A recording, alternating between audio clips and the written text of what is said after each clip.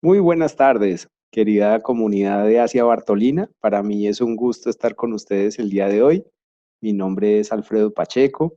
Tengo el agrado de compartir con ustedes estos minutos para hablar sobre finanzas para no financieros, una conferencia que ya he venido dictando para ayudar en esta época de crisis.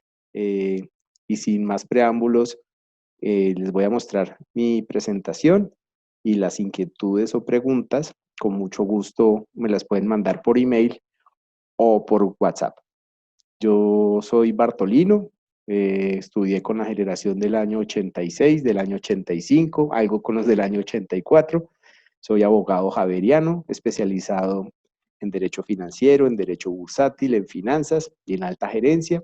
He trabajado con compañías de industria a través de estos 25 años, a tanto manufactura, consumo masivo, en la banca también, y me complace estar aquí con ustedes, como les comentaba.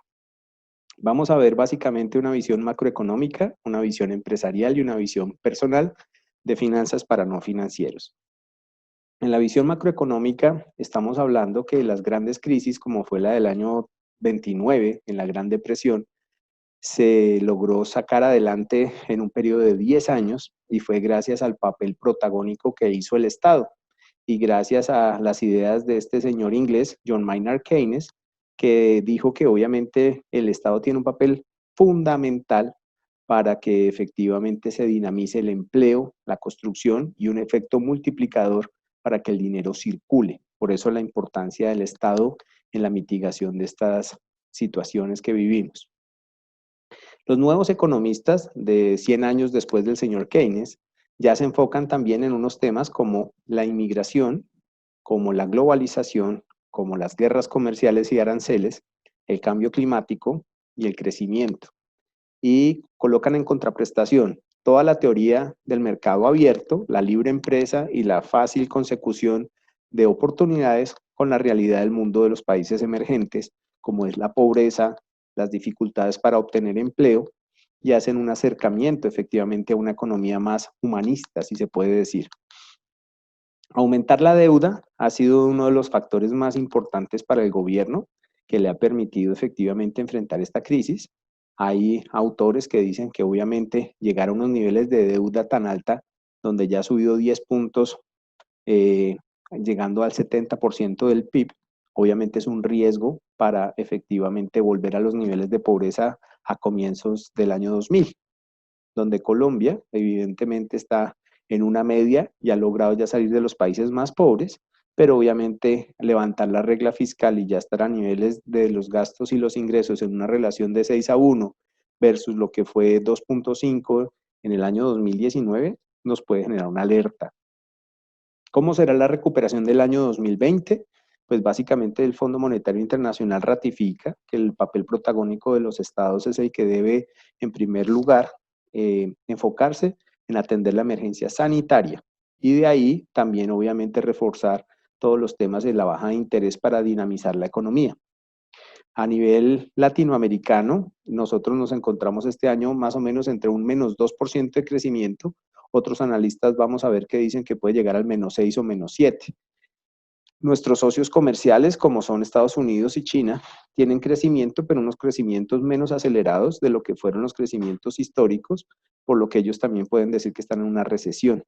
Por eso estábamos nosotros obligados a buscar nuevos aliados comerciales. Recordemos que Estados Unidos y China a finales del año pasado y durante el año pasado estuvieron en guerra por aranceles, lo que fue denominada la guerra comercial, que nos obligó a buscar nuevos mercados. Como estábamos viendo, China efectivamente está otorgando crédito y bajando el costo del crédito para los sectores más afectados por la pandemia. Estados Unidos sacó el plan más ambicioso y más grande en cuanto efectivamente los mejores auxilios en dinero, tanto para las familias como para los temas de seguro por desempleo. Y ahorita en este mes de julio están discutiendo otro paquete de ayuda y están pensando en colocar aranceles ya para productos de Europa. Las bolsas europeas, pues obviamente han resentido estos anuncios de la administración de Estados Unidos, pero también están haciendo un tema de financiación a largo plazo y han dado 120.000 millones de euros en el volumen de las operaciones para compra de activos para inyectarle a la economía. Efectivamente, con el propósito de que haya dinero para los hogares y empresas y se dinamice la economía. En Colombia, el ex ministro Cárdenas nos dice que obviamente hay una brecha entre lo que tenemos entre importaciones y exportaciones, importamos más de lo que exportamos y que si en este momento tenemos necesidad efectivamente de tener ese proceso, efectivamente debemos tener en cuenta, un segundito que me está entrando una llamada. Bueno, qué pena con ustedes que entró una llamada. Entonces estábamos viendo efectivamente, y les voy a compartir mi pantalla, que efectivamente dentro de la perspectiva del ministro Cárdenas, él decía pues que teníamos una brecha que teníamos que cerrar también en las importaciones y exportaciones, y que si bien es cierto el gobierno se estaba endeudando, debíamos trabajar era con el Fondo Monetario Internacional en poder conseguir un crédito que permitiera, por una parte, conseguir los recursos para atender esta emergencia y por otra parte, poder conseguir efectivamente algo de dinero para cerrar esa brecha y evitar lo que nos pasó en el año 99, donde dejamos de importar. Por otra parte, obviamente tenemos que tener en cuenta lo que dice ANIF, que dice que no podemos mantener los subsidios por 3 meses y que necesitamos poco a poco ir restableciendo la economía con los protocolos de seguridad necesarios. Y de igual forma, pues obviamente tenemos que tener en cuenta que ya tenemos tres puntos comprometidos en el PIB del endeudamiento que ha hecho el gobierno. Alguien me preguntaba en las conferencias, bueno, pero el gobierno, ¿cómo hace y cuál es la función económica que tiene que elaborar? Entonces recordemos, o que trabajar. Ellos tienen en el gobierno que atender la infraestructura, el funcionamiento del Estado, la educación, las externalidades, por ejemplo, para el control de epidemias, que es lo que estamos viviendo, los subsidios, la estabilidad económica y el gasto de la defensa nacional. ¿Cómo se apalanca el gobierno? Básicamente se apalanca con las empresas del gobierno, como por ejemplo Ecopetrol, la política monetaria, todo el respaldo de emisión primaria de dinero a través del Banco de la República, el endeudamiento, los impuestos, que recordemos que deben ser simples, con equidad, con principio de beneficio, con capacidad de pago y quien tiene que pagar en última instancia es lo que se debe mirar. Y por otra parte, las reservas internacionales. Alguien me preguntaba, pero ¿por qué no en vez de endeudarse, venden las reservas y con eso ayudan efectivamente a todos estos gastos y así no nos tienen que cobrar eso más adelante? Pues las reservas internacionales efectivamente en un comienzo estaban respaldadas en el patrón oro, pero cada vez más hacen parte son las divisas y las inversiones que tiene el Estado en las reservas internacionales, en los derechos especiales de giro y la posición de la reserva en el Fondo Monetario Internacional. Entonces, gracias a este tema de las inversiones que tiene el Banco de la República, efectivamente es que nosotros podemos tener cerca de 60.000 millones de dólares en reservas. Y gracias a estas reservas es que nos hemos podido endeudar a mejores tasas y con el respaldo y la calificación del gobierno a nivel internacional en las calificadoras de riesgo. Entonces no es tan cierto que podamos vender las reservas internacionales y enfrentar los gastos. También me preguntaban cómo había sido el comportamiento del dólar. Veíamos que tenía un efecto efectivamente inverso con lo que es efectivamente el comportamiento del precio del petróleo, donde cuando sube el precio del petróleo baja el precio del dólar.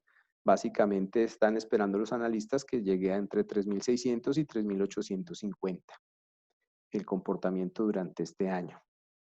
Por otra parte, el crecimiento del PIB, estamos viendo como mencionábamos que puede ser un -6%, la caída, que sería la caída más grande en los últimos 100 años en el crecimiento económico del país.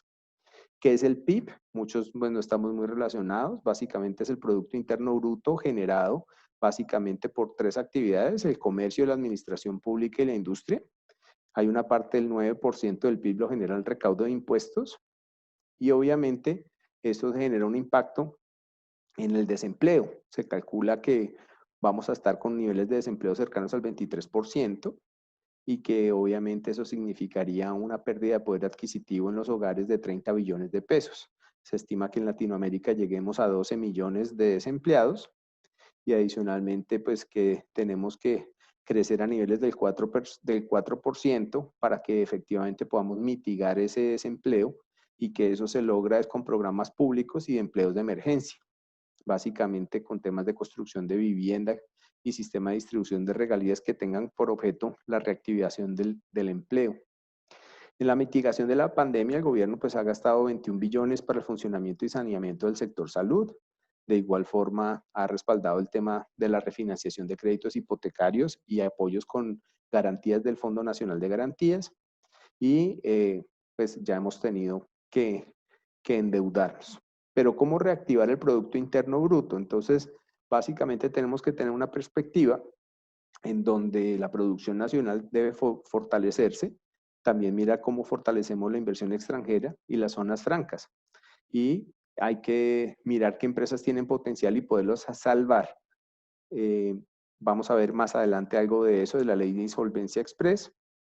Y de igual forma, tenemos que mirar que el PIB está concentrado en Bogotá, Antioquia, Valle del Cauca, Santander y Cundinamarca, y que el país, el resto de las regiones, depende tanto del sector público y del comercio. Es decir, podemos mejorar los indicadores del PIB, pero medio país vive del gasto público y del comercio, lo que no podemos dejar de lado y de revisar. Quiere decir esto que, en mi opinión, debe haber una reforma tributaria que necesariamente tenemos que revisar. Los analistas dicen que tiene que ser de tal magnitud que tenga un impacto de 3 veces las reformas que estamos acostumbrados a tener y que obviamente eso significa también un control del gasto y que hay que hacer un presupuesto base cero para que podamos adaptarnos a una nueva realidad económica. Hay que tener de frente en el foco de todos estos temas la corrupción, porque a todos los ciudadanos nos corresponde hacer control político de los dineros que el gobierno ejecuta en la atención efectivamente de esta pandemia. No es un solo tema de la Contraloría, la Procuraduría, la Fiscalía, sino todos debemos rodear cómo se está administrando efectivamente el gasto y en las audiencias de rendición de cuentas debemos ser más partícipes para tener una posición crítica y ayudar a cerrar la brecha en la corrupción. Hasta aquí la visión global. Ahora vamos a mirar rápidamente la versión empresarial de lo que es las finanzas en las empresas. Básicamente, las finanzas en las empresas se basan en un plan financiero. Ese plan financiero efectivamente nos va a permitir tener la respuesta a un diseño de un plan, unas acciones que vamos a ejecutar, los informes que obtenemos de ese plan, la retroalimentación y volvemos a diseñar el plan. ¿Qué quiere decir esto? Que esto es dinámico. ¿Cómo controlamos cuál es el trabajo proactivo y los indicadores que debemos tener? Entonces, básicamente nos basamos en la contabilidad, que clasifica, registra y resume. Es el lenguaje de los negocios y presentan efectivamente la información. También tenemos que interpretar los estados financieros y uno de los más importantes es el estado de resultados, que es acumulativo mes a mes. Ese es el que al final del año nos dice cuánto ganó o perdió la empresa. Y por otra parte está la foto del balance general, que es la foto del 31 de diciembre que nos dice cuáles son los activos, los pasivos y el patrimonio que tiene la compañía.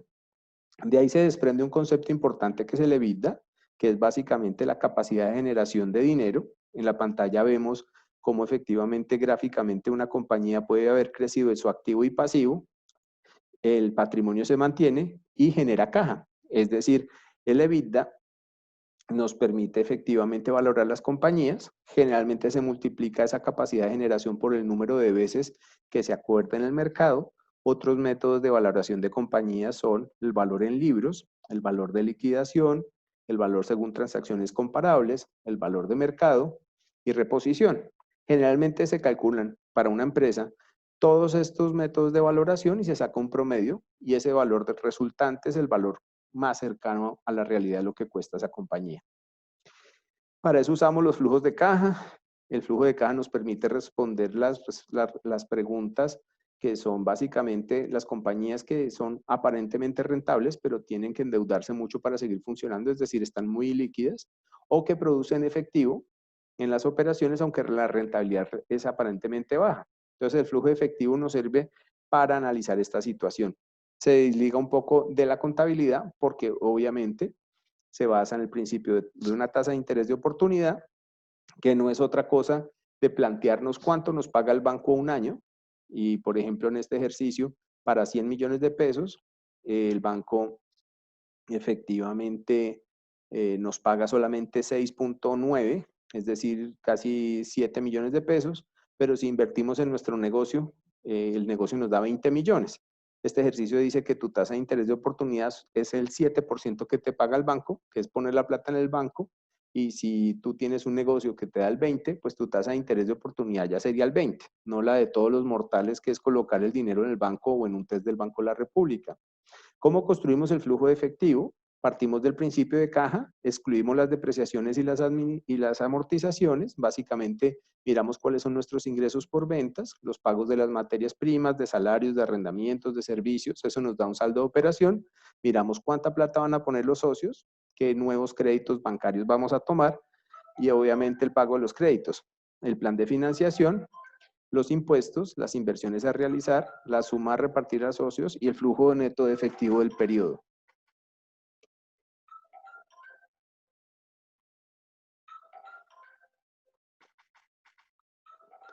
Lo usamos efectivamente para calcular el valor presente neto.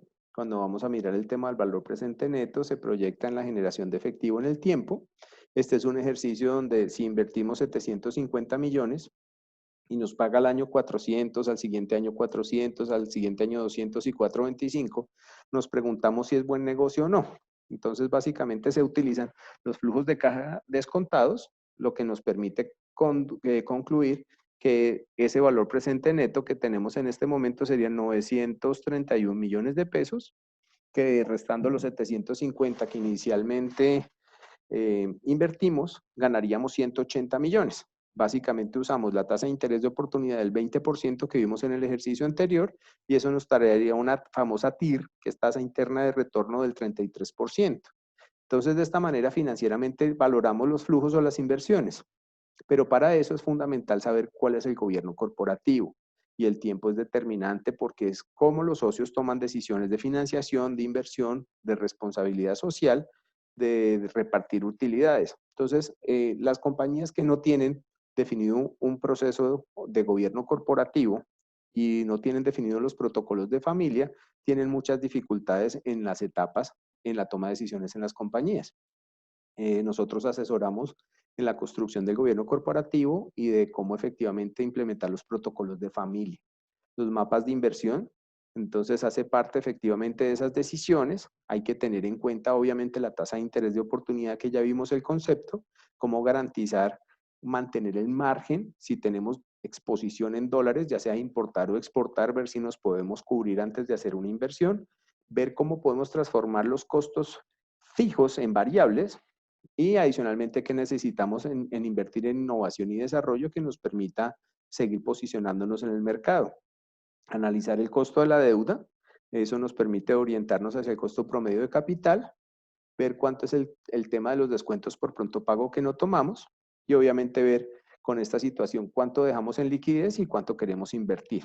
Cuando estamos ante escenarios de incertidumbre como los que estamos viviendo, la recomendación es tener varios escenarios que nos permitan obviamente enfocarnos hacia donde necesitamos garantizarle a los accionistas obviamente un retorno. La perspectiva, entonces, a veces la vemos que no es muy optimista por la situación que estamos. La recomendación que siempre damos en nuestra firma es hable con los bancos, logre buenos acuerdos, hay alternativas. Es mejor tener un flujo de caja garantizado con una cuota en los créditos y no esconderse. Obviamente tenemos que tener en cuenta que si ya veníamos con dificultades, el problema no es el coronavirus. Entonces, en caso de una necesidad, las compañías que sean sostenibles, que tengan ventas y tengan alguna caja, pueden acogerse a una ley de insolvencia. El gobierno facilitó en este momento el acceso. Se puede hacer obviamente a través de un mediador en la Cámara de Comercio y tiene unas ventajas adicionales en la admisión, pero de todas maneras tenemos que estar al día en salarios, en aportes para fiscales y pagos de la seguridad social para poder admitir. También asesoramos a las compañías que necesitan esta figura para salir adelante. Y ya por último, en la visión personal de las finanzas, este es el tema donde todos efectivamente gastamos en nuestro transporte, todos consumimos a diario alimentos, los compramos, todos vamos al supermercado o a la farmacia y en definitiva todos administramos dinero. La pregunta acá es cómo podemos administrar el dinero de la mejor forma, cuáles son los mejores trucos, los hábitos, los conceptos y cómo construimos nuestro plan financiero. Hay que preguntarse cuál es el propósito de la vida, si queremos tener dinero y generar fuentes de dinero. Ahorrar es nuestra felicidad, pero cuando sacamos dinero del banco es nuestra tristeza. ¿Para qué ahorramos? ¿Cuáles son nuestros objetivos? Podemos pensar en pagar la casa, el estudio o un viaje, pero entramos necesariamente a los conceptos de liquidez, de insolvencia y de gasto. Y liquidez es que tenemos propiedades, pero no tenemos dinero para pagar un almuerzo en efectivo ni para tanquear el carro. O insolventes que ya tenemos efectivamente tantas deudas que no sepultan y que necesitamos de verdad ayuda profesional, porque nuestras propiedades ya no alcanzan a cubrir el total de obligaciones que tenemos. Y a veces hacemos es un mal gasto, es decir, tenemos un gasto de impulso, nos sentimos millonarios al gastar con tarjetas de crédito, por ejemplo, y nos sentimos mendigos a la hora de tener que ir a pagar las cuotas al banco. Hemos gastado impulsivamente, ese es un cuestionamiento que hacemos aquí en Finanzas Personales. Entonces el tema no es ser tacaño, sino gastar. El tema es que debemos generar más ingresos para gastar más. Pero ¿qué debemos aceptar si ya gastamos y tenemos obligaciones propias o ajenas que responder? O sea, sí, ese es el tema de que nos podemos mortificar que estamos muy endeudados, que tenemos problemas, pero ya derramada la leche no podemos hacer algo. O lo peor, mucha gente me dice, doctor, pero es que yo firmé de deudor solidario de otro señor y estoy teniendo que cargar una cantidad de peso de unas obligaciones que ni siquiera yo me gasté un peso. Entonces el consejo es, si uno quiere servir de deudor o codeudor, mejor regale el dinero y si la persona se lo devuelve, pues muy bien, pero que a uno le cobren fuera del tema del capital, intereses, sanciones y honorarios de abogados, se siente muy injusto. La recomendación aquí es acepte ya la realidad, no se martirice de pensar que tiene obligaciones que no ha podido pagar y que no sabe qué hacer. Es como cuando juega golf y tiene un mal hoyo. Tiene que olvidar que ese fue un mal hoyo para que los siguientes hoyos sean buenos. No puede quedarse todo el día pensando en el problema financiero. Tenemos que buscar alternativas. ¿Qué lecciones nos ha dejado el coronavirus? Primero, que hay que ahorrar. Segundo, que hay que aprovechar el tiempo libre que ahora tenemos.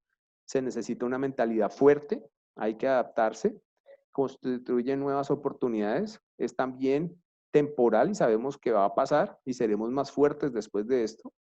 Apreciamos cada vez más a quien tenemos a nuestro lado. La salud es la mayor riqueza que podemos tener. Los trabajos son definitivamente temporales y que la vida es corta. Entonces aquí siempre pensamos en que la vida es tener, generar y ser. La invitación es al revés, que primero seamos, que después generemos y después tengamos. Y todo empieza por el ser. Recordemos que el sedentarismo mata, que las neuronas destraban, el ejercicio destraba las neuronas, perdón, y que la espiritualidad es el soporte para toda la construcción de nuestras vidas y las elecciones correctas que debemos tomar.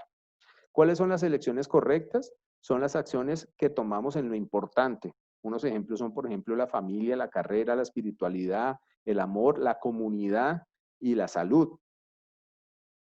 Tenemos que hacer que cada acción que tomemos sea extraordinaria y no conformarnos con lo ordinario. Y adicionalmente que generemos más ingresos y que gastemos conforme al plan financiero que hemos diseñado. Entonces, ¿cuál es la meta económica a llegar? Generalmente pensemos que queremos comprar un carro, que tenemos un ahorro determinado y una línea de tiempo. Y tenemos nuestro objetivo de cambiar el carro. Pero ¿qué es lo que sucede y cuáles son los distractores? Tenemos lo mismo, el tiempo, el ahorro, pero tenemos una emergencia médica, tenemos una gran oportunidad que teníamos que comprar algo porque tiene un descuento del 80%, nuestra amiga enemiga, la tarjeta de crédito, o un viaje espectacular en una oportunidad que no podemos abandonar y la expectativa de comprar el carro se alarga cada vez más en el tiempo. Entonces no nos focalizamos y no gastamos conforme al plan. Pero ¿por qué decidimos comprar? Entonces decidimos comprar a veces porque nos sentimos felices. Hay estudios que demuestran que esa felicidad dura 30 segundos.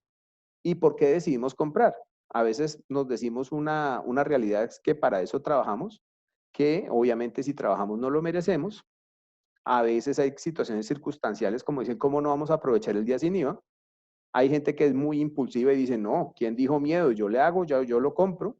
Y hay gente que tampoco le ayuda a respetar el plan, que le dicen, hágale pues, gastemos. Y si uno no es disciplinado en este tema, pues se sale de su plan. Siempre debemos comprar conforme al plan y comparemos precios. Guardemos la tarjeta de crédito en casa si no la necesitamos y no la tenemos contemplada en su uso. ¿Cómo construimos ese plan personal y no de las empresas? Hay un tema de la pirámide de necesidades, cada uno dependiendo de la etapa en nuestra vida y de las necesidades que tenemos que cubrir, hacemos nuestro plan financiero conforme a eso. Pero básicamente miramos cuáles son nuestros ingresos, nuestros costos, cuáles son los gastos financieros, qué son los impuestos que tenemos que pagar y finalmente cuál es la utilidad que nos queda. La recomendación es hacerlo en Excel, muy disciplinado, mes a mes. Recordemos que hay gastos que son cíclicos en el año, entonces tenemos que hacer por lo menos la frontera de un año para saber cuántos ingresos necesitamos para fin de año poder ir cumpliendo nuestras metas. Hay gente que me dice, doctor, si yo tengo un crédito y quiero prepagar una obligación, ¿lo hago? Me están ofreciendo menor tasa.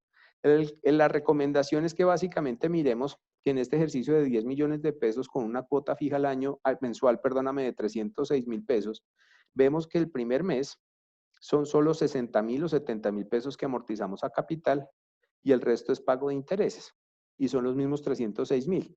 En la medida que va avanzando el tiempo, logramos disminuir efectivamente el monto de intereses y ya empezamos a amortizar más capital. Si nosotros ya nos encontramos en el punto de quiebre donde vamos a empezar a amortizar más capital, es mejor no reemplazar la deuda porque sería un error otra vez volver a empezar a pagar intereses. Entonces, ¿en qué invertir ahora?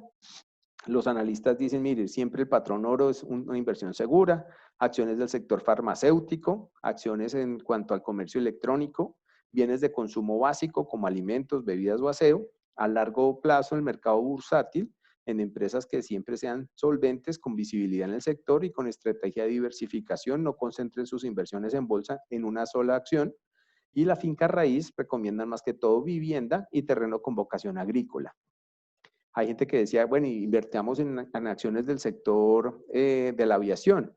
Estas son las gráficas del comportamiento de las acciones de las principales compañías aéreas de Estados Unidos. Vemos que tiene una leve U y una poca recuperación. Este es el comportamiento de la acción de Avianca.